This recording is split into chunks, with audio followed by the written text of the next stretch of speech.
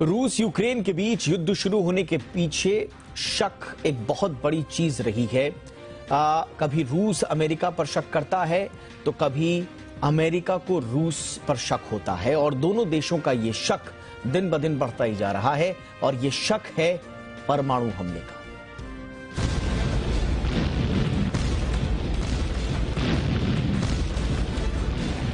रूस के साथ युद्ध में आज यूक्रेन की गलियां तबाह हो रही हैं।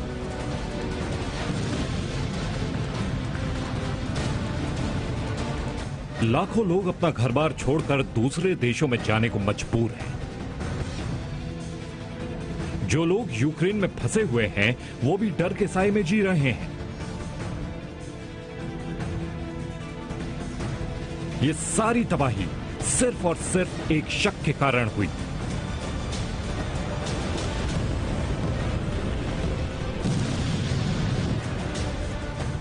इस पूरे युद्ध में अब तक शक के नाम पर ही रूस ने यूक्रेन को तबाह कर दिया है। रूस को ऐसा लगता है कि यूक्रेन अमेरिका की मदद से जैविक हथियार बना रहा है और उसने सबूत भी पेश किए थे,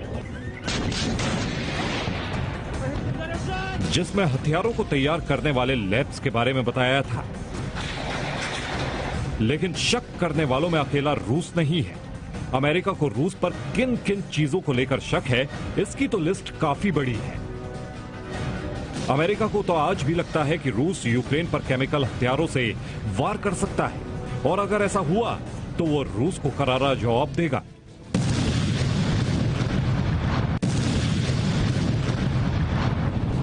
Good evening, everyone.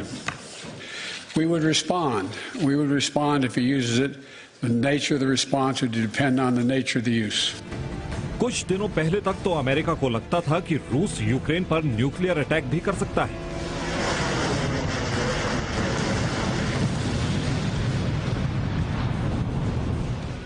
खैर, अमेरिका को तो न जाने कितने दिनों से इस बात का भी शक है कि चीन रूस को सैन्य मदद दे सकता है और इसीलिए वो समय समय पर चीन को धमकी देने का मौका भी नहीं छोड़ता है।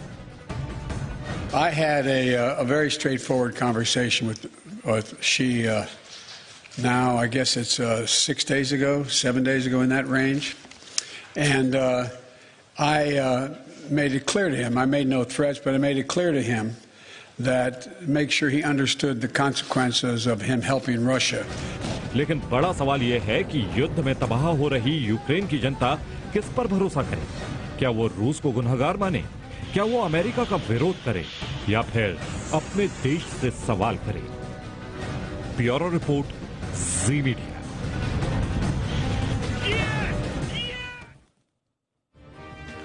युद्ध यूक्रेन की जमीन पर भले ही हो रहा हो, लेकिन इस युद्ध के असली सूत्रधार अमेरिका और यूरोप ही हैं। चलिए आपको बताते हैं कि इस युद्ध में रूस के खिलाफ जो बाइडेन ने कैसे त्रिकोण वाली चाल अपनाई है।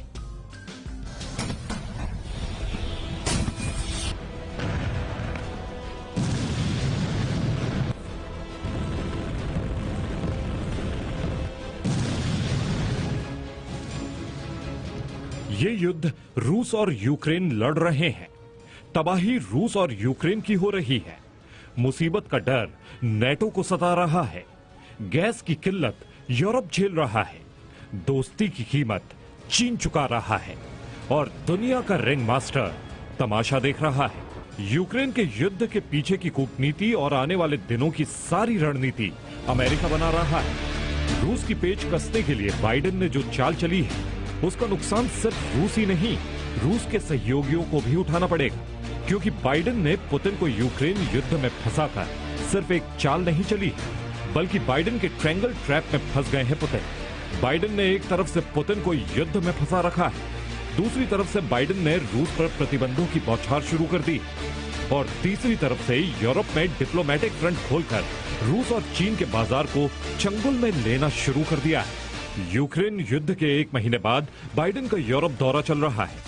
बाइडेन नेटो की मीटिंग कर चुके हैं, G7 की टीम के साथ प्लानिंग बना चुके हैं और अब यूरोपियन यूनियन की मीटिंग कर रहे हैं। बाइडेन की पहली कोशिश है पुतिन को यूरोप और नेटो की ताकत का डर दिखाया जाए ताकि रूस पर नेटो से सैन्य टकराव की तलवार लटकती रहे। नेटो की बैठक में ब्रुसेल्स पहुंचे बाइडेन ने रूस के संभावित केमिकल अटैक के खतरों के बहाने पुतिन को सीधी धमकी दी। यूक्रेन पर आक्रमण वाले दिन से अमेरिका ने रूस के खिलाफ लगातार प्रतिबंधों का ऐलान किया है। अमेरिका के साथ साथ यूरोप के देशों की ओर से भी प्रतिबंधों का ऐलान हो रहा है। नतीजा यह है कि रूस की इकोनॉमी चरमराने लगी है। नेटो की ताजा बैठक के बाद भी बाइडेन ने रूस पर लगाए गए प्रतिबंधों का यह सिलसिला और तेज कराने में कामयाबी पाई। जो बाइडेन नेटो की बैठक में जाए, G7 की बैठक में शामिल हो या यूरोपियन यूनियन के साथ मंथन करें, अमेरिका की नजर अपने कारोबार पर है, क्योंकि रूस को जंग में धकेलकर अमेरिका ने एक तीर से दो निशाने साधे हैं, जिसमें एक तो यूरोप के देशों के सामने गैस और तेल की किल्लत पैदा करके अपने लिए बाजार खोला है, दूसरे रूस का मददगार करार देकर यूरोप के बाजारों में चीन के खिलाफ माहौल पैदा करना शुरू कर दिया है। क्योंकि यूरोपियन यूनियन के सामने आज सबसे बड़ा सवाल ईंधन की जरूरतों का है और इसी जरूरत का फायदा उठाकर अमेरिका ने अगली 2 सर्दियों के लिए यूरोप को एक्स्ट्रा गैस स्टॉक करने का तरीका सुझाया है। यूरोप के देशों को मिलजुल कर गैस, LNG और हाइड्रोजन की ज्वाइंट परचेजिंग का तरीका बताया है, जिसमें सिर्फ नॉन रशियन गैस खरीदी जाएगी। ब्यूरो रिपोर्ट, जी मीडिया।